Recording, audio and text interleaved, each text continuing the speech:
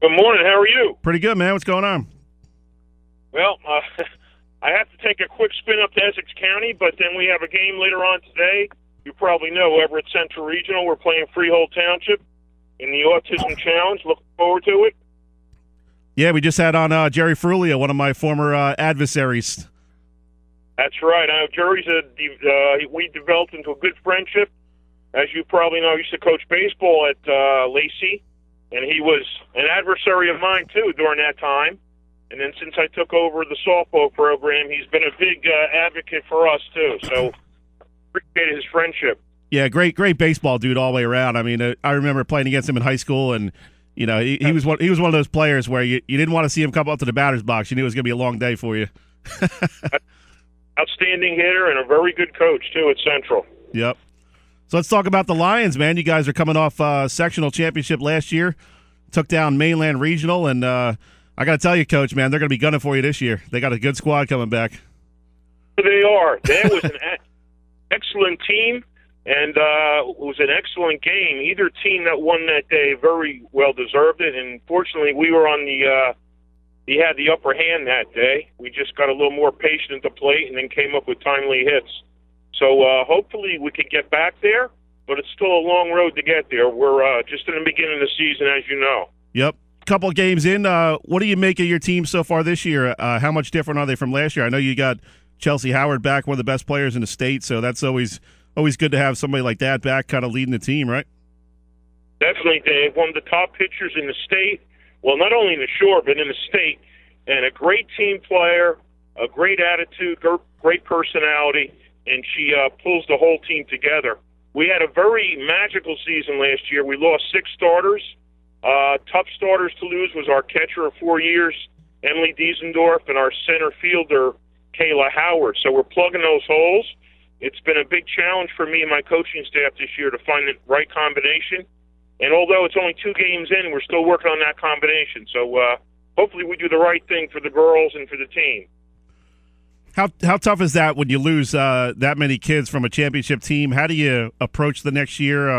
Obviously the next girls in line really want to keep that success going, so you have that motivation already in place, and I guess now it's a matter of, okay, how do we get the right people in the right spots and really get on a roll here in late April going into May. Well, Dave, you're right. The motivation is there. They've the teams, they won 2 Class A South championships, 15 and 16, then got a sectional championship. So the girls returning, they are motivated to take the next step, and they know what it takes to get there. Like I said, we lost 6 starters. Fortunately, we're still strong up the middle. We have a very good shortstop and second baseman combination, and then you have Chelsea in the middle there. So that really works to our advantage. A little side note: this year our starting catcher happens to be Chelsea's sister, who's a freshman. Her name is Kaylee, and already she's blasted her first varsity home run. Wow! Hitting in the 4th. And she has a lot of potential. We're very excited about have her. And so far, her and her sister are working together in the battery. So she's your cleanup hitter? Our cleanup. We moved Chelsea. Chelsea was our cleanup.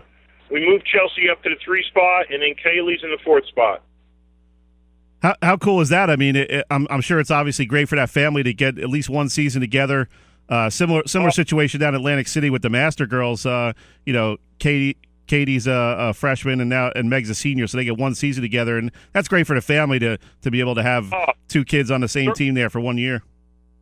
You're so right, Dave. It's a great family too.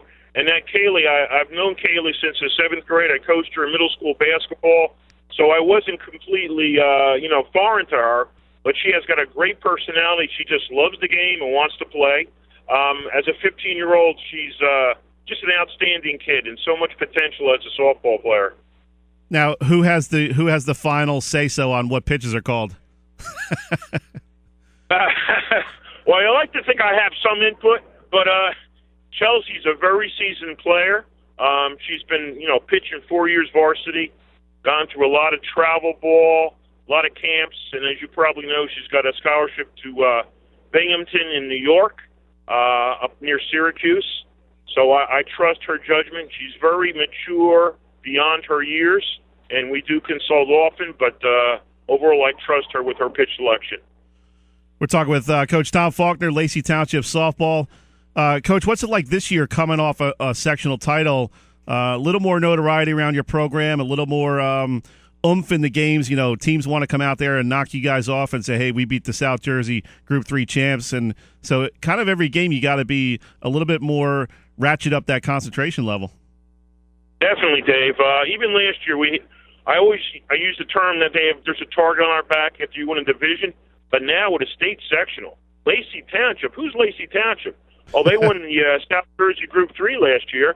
And even our AD, Karen Hughes, says she's termed us now, in all humbleness, a program of notoriety. They know who we are, and whenever you play and/or beat a state champion, what a feather in somebody's hat. So I think the girls know that, and they're out there, every game and practice with that in mind, that they are there to do their best once they get beyond the foul lines, once that game starts. How do you handle that as a coach? I mean, you're probably going to come up against some losses here at some point, but how do you say, okay, one loss isn't going to define our season. Let's keep our focus. And I'm sure it's a little bit easier when you're coaching a team that has some success. They can handle a loss here and there a little bit better than maybe a team that hasn't gotten that far. Well, it's interesting you say that. This time last year, we were in the challenge, in the autism challenge. We had played a game in the morning in the Ocean County tournament, and we had won. And we were undefeated, I believe. We were about 8 or 11-0. And we went over to Central to play Freehold, and we had somewhat of a letdown. And Freehold played a great game. They beat us. At the end of the game, our girls, we huddled out in the outfield and by second base, and they were in tears. But I think, sometimes a loss makes you stronger, and they came back and they had an outstanding season all the way down the road. So you are right. How many teams go undefeated? It's like, very rare at all in any type of sport, especially high school sports. But sometimes a loss makes you stronger. They bond together, and you saw what happened last year. So it was an outstanding season. Coach, what's been the response from your girls about the Strikeout Autism Challenge? How much are they interested in finding out more about what autism is? I mean, the great thing about what Jerry's doing is he's really getting the student athletes involved, making them take some ownership. Hey, you guys need to raise some money to be involved with this tournament. So it really gets them out there and in the community and try to raise some money, and hopefully it leaves a little bit of an impact on them. Well, definitely. The girls are acquainted with several students in the high school who have that diagnosis on the autism spectrum disorder. They got together. We have special shirts, T-shirts made up for the day. They got their numbers on them, and it means a lot to me too, because when I was in the high school last year, I did a group with autistic kids, and they're outstanding kids, and there's so many talents they have that don't come to light until you really get to know them. So it means a lot to our girls to be involved, to play in that charity event, and to see the kids and to support them in the school. And we have several autistic students that are involved with varsity sports. They're involved with music, the fishing club, and like I said, they're multi-talented, although they do have this, quote, disability that sometimes hold them back. But they do overcome it, and we support them all the way.